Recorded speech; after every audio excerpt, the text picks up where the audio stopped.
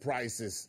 The current president, the current vice president, almost at every occasion used the opportunity in the last 1 or 2 years to speak glowingly about what they intend to do in the MSMEs. Do you think we have the annual appropriations at the federal or perhaps also at the state levels to deliver? Okay, if you ask me this question, I will give you this response. I keep saying the budgeting process across these agencies that support MSMEs in Nigeria is very faulty. Faulty to the extent that they don't even work with overarching national policies. For now, we have the Economic Recovery and Growth Plan.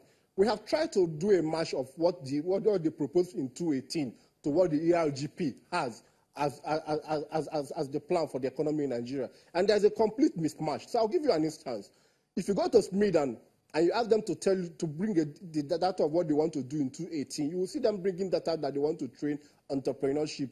On what exactly? Nothing. What are you doing? Specialized entrepreneurship training. So you bring people from different sectors, put them in a room and train them on whatever you find convenient.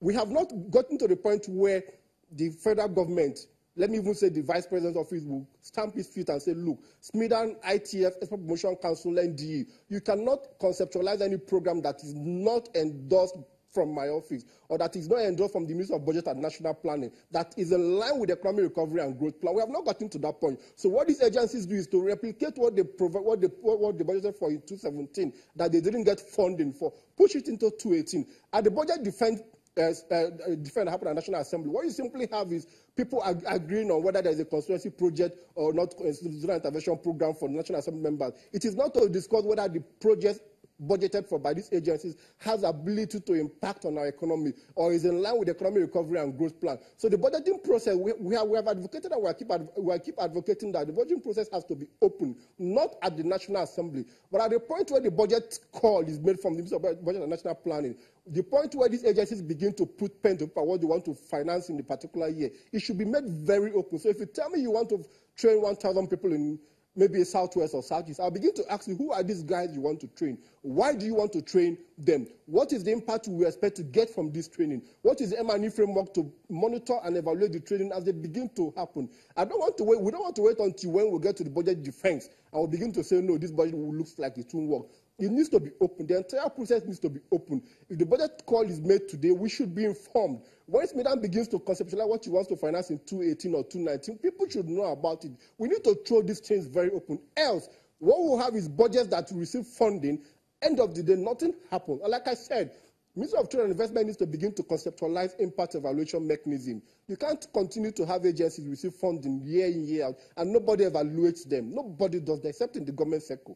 You don't give me $1 billion in 2017, and you're not interested in what I did with it in 2017. And by 2018, I come cap in hand to you again, asking you to give me $2 billion. What will I do with it? There's no guarantee I will do anything because I don't report to you at the end of the year or at given interval. And because I don't report to you, I might just do whatever I find convenient. We need to begin to do M&E for every of these agencies, not at the end of the year, at the end of every quarter. That's very interesting, some of the solutions you're bringing to the table. Let's go to the state levels, and we have just a few more minutes to wrap up this conversation. Very interesting with you.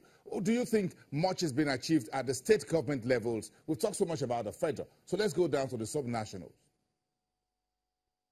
Okay, if you ask me the subnational, I think a couple of states are doing fantastic things with MSMEs. You look at what Kebbi State is doing with Lagos State for the rice, the lake rice. You go to Abia State, the governor in the last couple of days has prepared 30 guys who are into leather works, taking them to China to get more training on how to finish their work.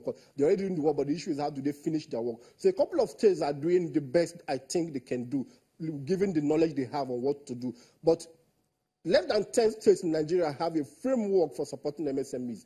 And when I say less than 10 states, I'm being very, very generous. It's just about 4 or 5 states that have framework. Lagos State is doing fantastic with the Lagos State Employment Trust Fund, where it's given, I think, 2.5 billion every year to support MSMEs. It's doing very well, but several other states do not yet have that framework. So what they simply do is wait for federal government initiatives, tap into this initiative, and when it comes to on lending this fund they receive from federal government to the MSMEs, that's where the problem often is, which is what is happening with the Anchor Brewers program. State governors receive the fund from federal government, but when it comes to disbursing it to the MSMEs, the challenge comes up. But I wouldn't even blame the state government if you ask me, because If you keep somebody in power and you don't put in checks for that person, there's a possibility that the person gets into power and gets carried away. So the tax is on Nigerians at the state level to begin to question state governments. What is your plan for youth employment? What is your plan for job creation? What is your plan to support small businesses? And one key challenge is the state government need to reform the tax processes.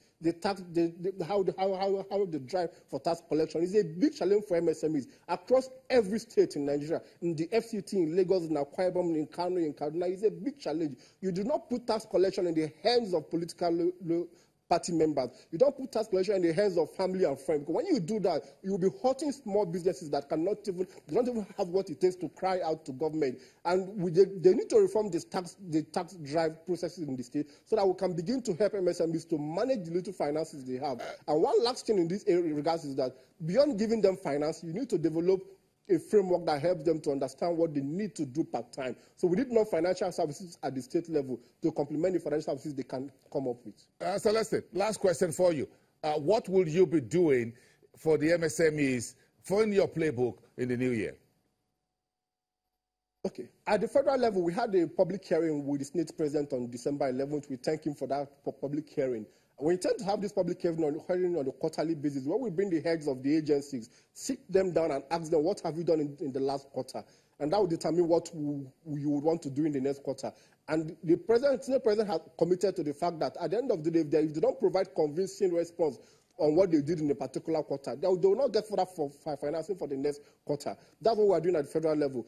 And the essence behind that is that we want to get these agencies to be accountable. They need to be accountable across all board, to the National Assembly, to the VP's office, as regards what they are set out to do. Then at the state level, we want to run a campaign across states where we get state governors to first of all admit that they need to conceptualize youth employment frameworks, youth employment strategies at their state level.